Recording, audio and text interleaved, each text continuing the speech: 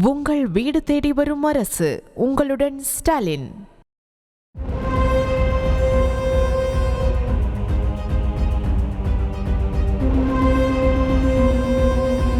அக்காவுக்கு 13 வருஷமா ஒரே கொடுமை சித்திரவதை.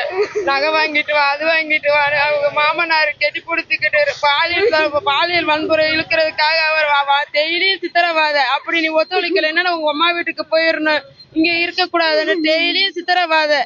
14 வருஷமா சித்திரவதை, ஒரே சித்திரவதை.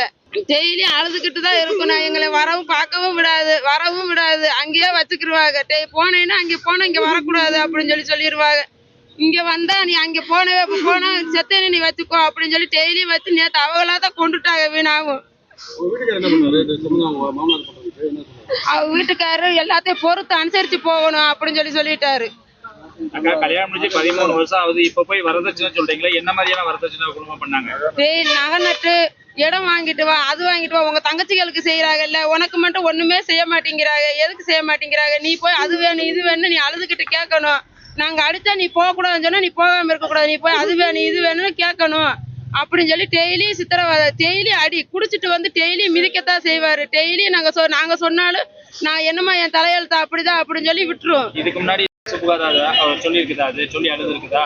ஏற்கனவே அது சொல்லியிருக்கு. மறுபடியும் சொல்லும், என்னைய மாமா எங்கேயும் போக விட மாட்டேங்கிறாரு, ஒரு மாதிரியாவே இவர் பாக்குறாரு அப்படின்னு சொல்லுவோம்.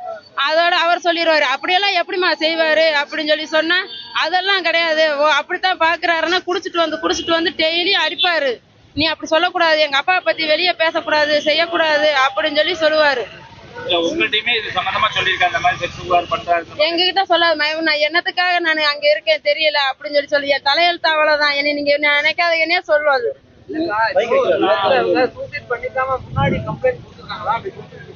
குடுக்கல சார், குடுக்கவே இல்லை சார் எதுவுமே. நான் கூட பிறந்த தங்கச்சி அது குடுக்க போகவே சார். அடுத்த எங்களை மாதிரி இருக்காது. அது பயந்துக்கிட்டு எங்கேயுமே வீட்டை விட்டு எங்கேயும் போகாது. தெக்க வடக்க அதுக்கு எதுவுமே தெரியாது. வீடை விட்டா காடை விட்டா வீடு. காட்டு வேலையே தான் போடுவாங்க. மற்ற எந்த இதுக்கு நல்லது கெட்டதுக்கு கூட்டிட்டு போக மாட்டாங்க. மற்ற மாதிரி அடுத்தவங்க மாதிரி நகை அடையணும் செய்யணும் அப்படின்னு சொல்லி எதுவுமே போட மாட்டாங்க. எங்கே போனாலும் நீ வந்தா வராட்ட போ அப்படின்னு சொல்லிட்டு நாங்க போட்டிருக்கிற கருப்பு கவரோடய விட்டுருவாங்க. அதுக்கு எதுவுமே நல்லது கேட்டா செய்யவே மாட்டாங்க. எதுவும் கேட்டா அடிப்பாங்க. 15 வாரம் போட்டு கட்டி கொடுத்தோம். வேற எதுவும் கொடுக்கல. வேணும்னு எல்லாம் எல்லாமே நாங்க 2 லட்ச ரூபாய்க்கு மேல சீர் சேர்த்துருக்கோம். வீடு போட்டதுக்கு காசு வாங்கிட்டு வான்னு சொன்னாங்க. நீ சீர் செய்யன்னு சொன்னாங்க. நாங்க போக மாட்டேன்னு சொன்னா நீ போகணும்னு சொன்னாங்க. அந்த பிள்ளை இப்ப கெடுத்ததுனாலதான் இப்படி ஆனதேவும். இல்லைன்னா கையை பிடிச்சிருந்தா எங்ககிட்ட தைரியமா சொல்லி இருந்திருக்கு. கெடுத்ததுனாலதான் இப்படி ஆனது. மகன்கிட்ட சொல்லி இருந்திருக்கு, என்னைய கையை பிடிச்சிருத்தாரா, என்ன எதையும் சொல்ல மாட்டேன், நீ இதை மட்டும் நீ போலீஸ்காரங்க வந்து கேட்டா நீ இதை மட்டும் சொல்லுன்னே சொல்லி இருந்திருக்கு. கெட்டி பிடிச்சாருன்னு அவமானம் தாங்க முடியாம செத்து போச்சு. அவமானம் தாங்க முடியாம அது உயிரை விட்டுருச்சு. எல்லாத்துக்கும் காரணம் மாமனார் மாமியா வீட்டுக்காரரு அண்ணாத்துறை. உங்கள் வீடு தேடி வரும் அரசு.